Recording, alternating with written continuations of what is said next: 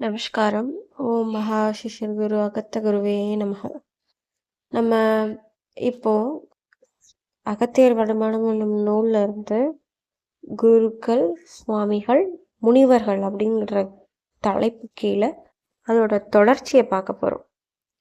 இதுக்கு முன்னாடி ஐயா என்ன சொன்னாங்கன்னா, குரு ஒரு ஆசிரியராக, தந்தையாக, நண்பராக இருப்பாங்க அப்படின்னு சொல்லியிருக்காங்க. சரிங்களா? இப்போ முனிகள் அப்படின்ற தலைப்பு கீழே என்ன சொல்லியிருக்காங்கன்னு பார்க்கலாம்.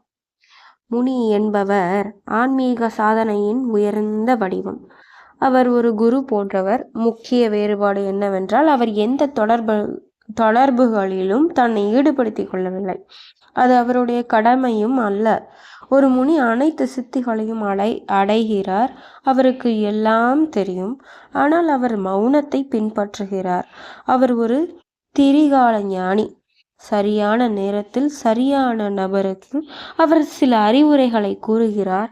ஆனால் அவர் தனது சொந்த நடவடிக்கைகளுக்கு வெளியே வேறு எந்த செயல்களிலும் ஈடுபடுவதில்லை. அவர் தன் வாழ்நாளை நித்திய தவத்தில் கழிக்கிறார். சத்குருவுக்கும் கடவுளுக்கும் இடையில் முனியை வைக்கலாம். புரியுதுங்களா? சத்குருவுக்கும் கடவுளுக்கும் இடையில் முனியை வைக்கலாம். அதுதான் அவருடைய நிலை. சுவாமி அப்படின்னு யாரையா சொல்றோம்ல, அதுக்கான விளக்கம் சொல்லியிருக்காங்க. சுவாமி என்பது பொதுவான சொல். உயர்ந்த நற்பண்புகளை வளர்க்கும் மற்றும் வெளிப்படுத்தும் எந்த ஒரு நபரும் இது இருக்கலாம். அது மனிதனாக இருக்கலாம், குருவாக இருக்கலாம், வேறு எந்த ஆத்மாவாகவும் இருக்கலாம். சத்குரு, முனி மற்றும் தேவாத்களுடன் ஒப்பிடுகையில் இது குறைந்த தகுதியை கொண்டுள்ளது. சுவாமிஜிகள், நம்ம நிறைய பேர் சுவாமிஜி அப்படின்னு கேள்விப்பட்டிருப்போம்ல. அடைமொழி யூஸ் பண்ணுறோம்ல, என்னென்னு தெரியாமலே யூஸ் பண்ணியிருப்போம். ஒரு நபரிடம் பேசுவதில் கொஞ்சம் கூடுதலான மரியாதையை காட்டும் ஜி என்ற முன்னொட்டை இங்கே சேர்த்துள்ளீர்கள். இங்கே நான் முன்னமே சொல்லியிருப்பேன். ஐயா உபயோகப்படுத்தியிருக்கிற தமிழ் சொற்கள், தமிழ் எழுத்துக்கள் சில பேருக்கு டவுட் இருக்கலாம். இது உண்மையாகவே கஜராஜ சுவாமிகள் சொல்கிறாங்களா இல்லை அகத்திய ஐயா சொல்கிறாங்களான்னு. நீங்கள் பொறுமையாக இதெல்லாம் கேட்கும் போது உங்களோட அறிவு கண்ணை கண்டிப்பாக திறக்கும். பல அற்புதமான சிந்தனைகளை புகுத்திருப்பாங்க. நீங்கள் இப்படி கம்பேரிசன் பண்ணுவாங்களா, இப்படி எடுத்துக்காட்டு கூறுவாங்களா அப்படின்னு நீங்களே பிரமிக்கிற அளவுக்கு ஒவ்வொரு விஷயமும் எழுதியிருக்காங்க. சுவாமிஜி சற்று விலை உயர்ந்த பட்டு துணியால் மூடப்பட்ட ஒரு பொருளை போல இருப்பார். அதே நேரத்தில் சுவாமி எளிமையாகவும் மற்றும் நேர்மையாகவும் இருப்பார். ரிஷி என்பது உயர்ந்த வரிசையிலான ஞானி. அவர் ஒரு சித்த புருஷர். அர்ப்பணிப்பு தவத்தின் மூலம் அவர் ஒரு ரிஷி நிலையை அடைகிறார். ஒரு ரிஷி கடவுளால் ஆசீர்வதிக்கப்பட்டவர். தேவைப்பட்டால் தபசக்தியை வெளிப்படுத்தும் ஆற்றலும் அவருக்குள் உள்ளது. அவரிடம் ஞான சக்தி, அதாவது அறிவின் சக்தி, இச்சா சக்தி, அதாவது ஆசையின் சக்தி, மற்றும் கிரியா சக்தி, செயல் சக்தி ஆகியவை உள்ளன. இந்த சூழலின் காரணமாக அவர் கிட்டத்தட்ட ஒரு திரிமூர்த்தி. உங்களுக்கு ரிஷியின் பல்வேறு தரங்கள் உள்ளன. என்னை பற்றி நான் உங்களுக்கு ஒன்று சொல்ல விரும்புகிறேன். என் கேள்விக்கு பதில் சொல். நான் யார்? இப்போ அனுராதா கிட்ட அகத்திய அப்பா கேட்குறாங்க. அப்போ அனுராதா அம்மா சொல்கிறாங்க, நீங்கள் ஒரு மகரிஷி. அகத்திய முனிவர் சொல்கிறாங்க, நான் மகரிஷி, அகத்திய முனி, தந்தை, குரு என்று அழைக்கப்படுகின்றேன். அதாவது நான் அனைத்துமாக இருக்கின்றேன். அதனால்தான் மக்கள் என்னை குரு, சுவாமி, தேவர், தந்தை, ரிஷி, முனி என்று அழைக்கிறார்கள். நீங்கள் தேடுவதை நான் எந்த அம்சத்தில் தருகிறேன் என்பதை பொறுத்தது. நீங்கள் தேடுவது நான் தான். வெவ்வேறு வழிகளில் உங்கள் குடும்பத்துடன் நான் வெவ்வேறு விதமாக இணைந்திருக்கிறேன் என்பதை நிதானமாக பகுப்பாய்வு செய்யுங்கள். 4 நெடுவரிசைகளில் உங்களுக்கு நான் என்ன என்பதை நீங்கள் பகுப்பாய்வு செய்யலாம். அப்பொழுதுதான் என்னை பற்றி புரிதல் உங்களுக்கு அதிகமாக இருக்கும். இப்பொழுது முனிவர்கள், துறவிகள் மற்றும் பக்கீர்கள் பற்றி பார்க்கலாம். பக்கீர்களை விட முனிவர்கள் மற்றும் துறவிகள் பொதுவானவர்கள். முனிவர் என்ற சொல் மேலே கூறப்பட்ட நபர்களில் எவருக்கும் பொருந்தும். முனிவர்ன்னு யாருன்னு சொல்றாங்க. நம்ம முனிவர்லாம் ஒண்ணுன்னு நினைச்சிட்டு இருப்போம். மேபி நீங்க நினைச்சிருக்க மாட்டீங்க. நான் அப்படிதான் நினைச்சேன். முனிவர் எல்லாம் ஒண்ணுன்னு. முனிவர் மேலே கூறப்பட்ட எல்லாருக்கும் பொதுவானவர்கள்னு சொல்லியிருக்காங்க. முனிவர்கள் மற்றும் துறவிகள் பொதுவானவர்கள்னு சொல்லியிருக்காங்க. அதுலேயும் முனிவர் என்ற சொல்லு நபர்கள் எவருக்கும் பொருந்தும். ஒரு முனிவர் என்பவர் தர்மத்தை நிலைநாட்டுவதற்காக நிர்வாகிகளுக்கும் மற்றவர்களுக்கும் அறிவுரை கூறும் ஒரு மகரிஷி என்று குறிப்பிடப்படுகிறது. ஒரு முனிவர் ஒரு குருவைப் போல தன்னை தீவிரமாக ஈடுபடுத்திக் கொள்வதில்லை, அல்லது ஒரு முனியைப் போல தன்னை தானே ஒதுக்கிக் கொள்வதும் இல்லை. சந்நியாசி என்பவர் பூலோகத்தில் பிறந்தவர்கள். சந்நியாசம் எடுத்து வாழ்க்கையின் சாரத்தை உணர்ந்தவர்கள். அவர்கள் தனது பெரும் ஆதரவாளர்களுக்கு ஞானத்தை வழங்குகிறார்கள். ஆனால் துறவிகளின் ஒரு தனித்தன்மை என்னவென்றால், ஒவ்வொரு துறவியும் அறிவை வழங்குவதற்கான தனது தனித்துவமான வழியை உருவாக்கியுள்ளனர். வெவ்வேறு நாடுகளில் வெவ்வேறு புனிதர்களால் விளக்கப்பட்ட சத்தியத்தின் உள்ளடக்கங்கள் வேறுபடுகின்றன.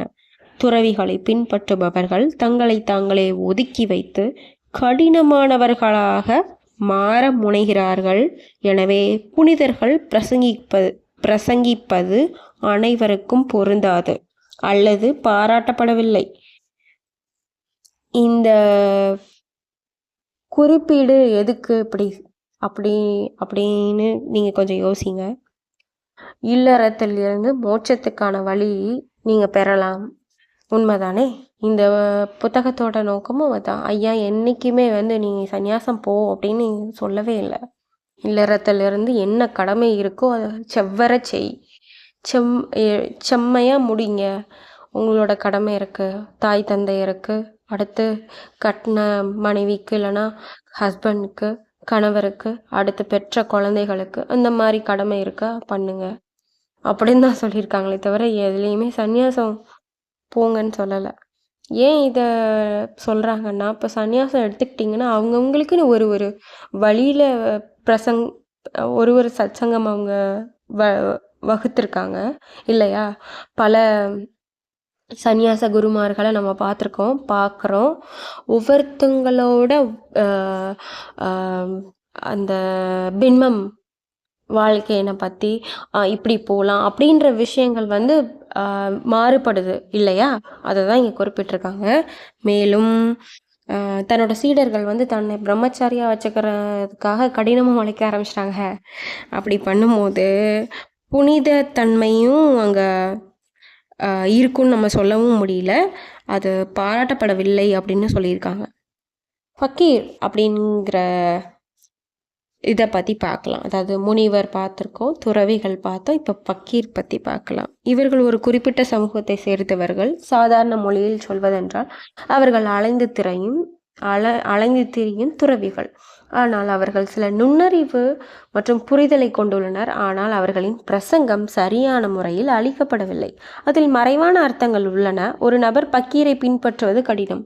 இது உண்மைதானே?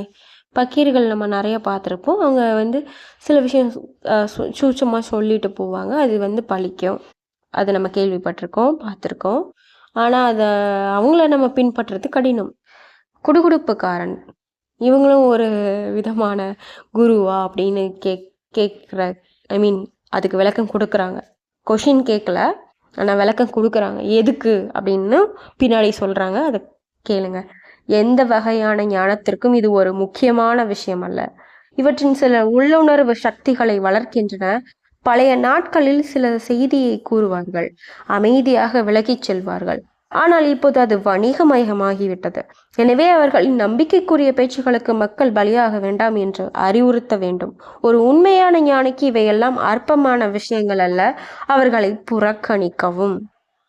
அப்புறம் அனுராதா அம்மா கேட்குறாங்க, முனிகள் ஒதுங்கி இருப்பதால் சமூகத்திற்கு என்ன பயன்? அகத்திய முனிவர் சொல்றாங்க, இந்த கேள்வி பயனுள்ள அடிப்படையில் நிற்கவில்லை. உருவாக்கப்பட்ட ஒவ்வொரு ஆத்மாவையும் இந்த கோணத்தில் பார்க்க வேண்டியதில்லை. அதாவது அவர் பயனுடையவரா இல்லையா என்று. இது சூழ்நிலைக்கு ஏற்ப மாறும். பிறருக்காக வாழ்பவர்கள் சிலர், தனக்காக வாழ்பவர்கள் சிலர். முனிகளை பொறுத்தவரை அது சுயநலம் அல்ல, மாறாக எல்லாம் வல்ல இறைவனை அணுகுவதற்கான ஆழ்ந்த அர்ப்பணிப்பு. இருப்பினும் புராணங்களில் மன்னர்கள் முனிவரிடம் ஆலோசனை கேட்கும் நிகழ்வுகள் உள்ளன. இருப்பினும் ஒரு முனி முக்தி அடைந்த பிறகு ஒரு ரிஷியாக முடியும். இது விஸ்வாமித்திரருக்கும் வசிஷ்டருக்கும் பொருந்தும். விஸ்வாமித்திரர் பரமாத்மாவை அடைய நீண்ட தவம் செய்தார். அந்த அளவுக்கு அவரை முனிவராகவே கருதலாம். பிறர் நலனுக்காக உழைக்கத் தொடங்கிய போது அவர் ரிஷியாக மாறினார். ராமர் மற்றும் லக்ஷ்மணருக்கு அவர் அறிவை வழங்கிய போது அவர் குருவானார். எனவே இந்த விதிமுறைகள் மிகவும் கடினமானவை அல்ல என்பதை அறிந்து கொள்ளுங்கள். ஒரே நபர் தேவைக்கேற்ப இவற்றில் ஏதேனும் ஒன்றாக கூட இருக்கலாம். இப்போ நம்மளுக்கு கொஷின் வருது, அப்படித்தானே? அது அம்மா கரெக்டாக கேட்டிருக்காங்க. முனிவர்கள் ஏன் அப்போ ஒதுங்கி இருக்காங்க? உலகத்துக்கு நன்மைக்காக அவங்க பாடுபடணும் இல்லையா? ஒரு உயர்ந்த ஆத்மா முனின்னு முன்னேறி இருக்கீங்க, ஆனால் எங்களுக்கு உதவலைன்னா எப்படி அப்படின்னு நம்ம எடுத்துக்கலாம். ஆனால் இதில் ஆழ்ந்த அறிவு இருக்குது. என்ன ஆழ்ந்த நம்மளுக்கான செய்தி இருக்குது என்னன்னா, ஐயா சொல்கிறாங்க, ஒவ்வொரு மனுஷனுக்கான பாதை வேறுங்க. இப்போ நீங்கள் பரமாத்மா கிட்ட போகணும் அப்படின்னு ஏதோ உங்களோட இப்போ நீங்கள் பார்க்குறீங்க, சக மனிதர்கள் வேற ஒருத்தவங்களுக்கான பாதை வேறு, உங்களுக்கான பாதை வேறு, அப்படித்தானே? சில பேர் பார்த்தீங்கன்னா நம்ம மட்டும் முன்னேறாமல் 4 பேரை சேர்த்து கூட்டிகிட்டு போகலாம் நல்ல பாதைக்கு அப்படின்னு சில பேர் இருப்பாங்க. அப்படியும் இருக்காங்க. சில பேர் நான் முதல்ல முன்னேறுறேன் அப்படின்னு இருக்காங்க. அப்படி நான் மட்டும் பண்ணுறேன் அப்படின்றவங்கள நம்ம சுயநலமாக இருக்க அப்படின்னு கொஷின் பண்ண முடியாது, அப்படிதானே? நான் பண்ணியிருக்கேன், ஏன் அவங்க மட்டும் அப்படி இருக்காங்க அப்படின்னு நான் பண்ணியிருக்கேன். ஆனால் அதுக்கான விளக்கம் இங்கே தெளிவாக இருக்குது. என்ன சொல்லியிருக்காங்க? முனிகளை பொறுத்தவரை அது சுயநலம் அல்ல, மாறாக எல்லாம் வல்ல இறைவனை அணுகுவதற்கான ஆழ்ந்த அர்ப்பணிப்பு. இது ரொம்ப ரொம்ப முக்கியமான வார்த்தையாக நான் பார்க்குறேன். இது சூழ்நிலைக்கு ஏற்ப மாறும். பிறருக்காக வாழ்பவர்கள் சிலர், தனக்காக வாழ்பவர்கள் சிலர். அதனால யாரையும் ஜட்ஜ் பண்ணாதீங்க. முடிஞ்ச அளவு 4 பேருக்கு நல்லது சொல்லுங்க, கேட்கலையா விட்டுருங்க. அதே மாதிரி அவங்கவுங்க டைம் வந்தால் தான் அவங்கவுங்க முன்னேறுவாங்க. கடைசியில் ஒரு பாயிண்ட் வருங்க, எல்லாரும் மனம் திரும்புறதுக்கான நாள் அவங்களுக்கு குறித்து வச்சிருக்க நேரத்தில் தான் வருது. சில பேருக்கு எழுப்பி விட்டு அந்த தூக்கத்துலேருந்து எழுப்பி விடணும் அவங்கள. அதுக்கு நம்மளை மாதிரி எப்பா இப்படி போப்பா, இதை பண்ணுப்பா, இப்படி இருக்க வேண்டாம் அப்படின்னு சொன்னால் சில பேர் கேட்பாங்க.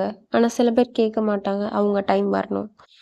இப்படி ஒரு பக்கம் இருந்தாலும் இன்னொருத்தங்க என்ன தெரியுமா பண்ணுவாங்க, நம்ம முதல்ல முன்னேறுவோம் அப்படின்னு அவங்க பாதைகளை செவ்வனை செஞ்சுட்டு அவங்களோட விஷயங்களை முடிச்சுக்கிட்டு போவாங்க. அவங்களையும் நம்ம ஜட்ஜ் பண்ண முடியாது. நம்ம இங்கே யாரையும் ஜட்ஜ் பண்ணுறதுக்கு வரல, ஏன்னா நம்மளை ஜட்ஜ் பண்ணிட்டு இருக்காங்க கடவுள். நம்ம முதல்ல உள்ளார்ந்து எல்லா விதமான கழிவுகளையும் அகற்றி நம்மளோட முழு மனதோட உங்களோட குருவாகிய தெய்வத்தாகிய ஐயா சொன்ன மாதிரி குருவோட பலமும் வேணும், தெய்வத்தோட பலமும் வேணும். இந்த ஜேர்னியில் 2 பேரோட ஆசீர்வாதங்களையும் நம்ம கண்டிப்பாக கேட்டு பெற்றுக்கொள்ளணும்னு தாழ்மையோடு வேண்டிக் கொள்கிறேன். இந்த பணியை செய்கிறதுக்காக எனக்கு ஒரு வாய்ப்பு கொடுத்த அகத்திய பெருமானுக்கு நன்றி. நமஸ்காரம்.